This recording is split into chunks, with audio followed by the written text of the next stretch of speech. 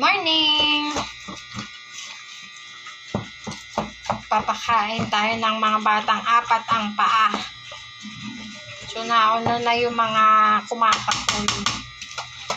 Ito naman ay para sa mga nagningiyaw-ngiyaw.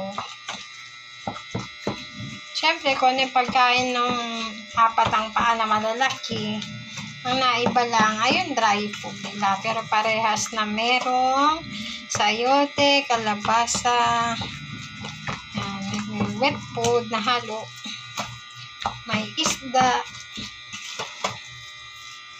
tsaka vitamins. Nahalo ko kasi para madurog yung wet food. Nahalo, ito na yung isang malaki. Dito na sa tabi ko, nangingialam. Yan, ito ang pagkain nila ngayong tanghali.